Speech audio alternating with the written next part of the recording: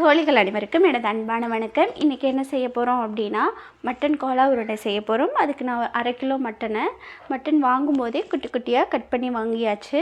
இதை நம்ம மிக்சியில் நல்லா அடித்து எடுத்துக்கலாம். மட்டன் அரைச்சதை ஒரு பாத்திரத்தில் சேர்த்துக்கலாம். நம்ம மட்டனை மட்டும் உருண்டை பிடிச்சோம் அப்படின்னா உருண்டை நிற்காது. அதுக்காண்டி பொட்டுக்கல்லையை நான் பவுட்ரு பண்ணி வச்சுருக்கேன். இதில் ஒரு 3 ஸ்பூன் சேர்த்துக்கிறேன்.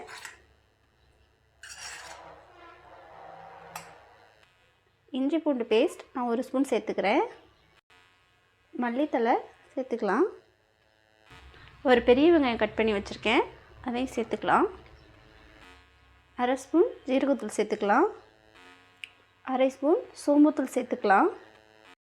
கரம் மசாலா 1 ஸ்பூன், மிளகுத்தூள் 1/2 ஸ்பூன், மிளகாய்த்தூள் 1/2 ஸ்பூன் சேர்த்துக்க போகிறேன். மஞ்சள் தூள் சின்ன ஸ்பூனால் 1 ஸ்பூன் சேர்த்துக்கலாம். இதுக்கு தேவையான சால்ட்டு சேர்த்துக்கலாம். எல்லாத்தையும் சேர்த்து நல்லா பிசைஞ்சுக்கலாம். எல்லாத்தையும் நல்லா பிசைஞ்சாச்சு. இதெல்லாம் நம்ம உருண்டையாக உருட்டிக்கலாம். சின்னமாக வேணும்னா சின்னதாக உருட்டிக்கலாம்.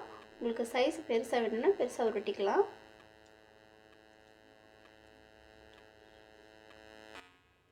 உருட்டியாச்சு. இதே மாதிரி மீதி எல்லாத்தையும் உருட்டி எடுத்துக்கலாம். எல்லாத்தையும் நம்ம உருண்டைகளாக உருட்டி எடுத்தாச்சு. நம்ம பொரிச்சிடலாம். பொரிச்சு எடுக்க ஒரு தாச்சியில் நல்லெண்ணெய் காய வச்சுருக்கேன். எண்ணெய் நல்லா காயட்டும். எண்ணெய் நல்லா காஞ்சிருச்சு. நம்ம ஒவ்வொரு உருண்டைகளாக பொரிச்சு எடுத்துடலாம்.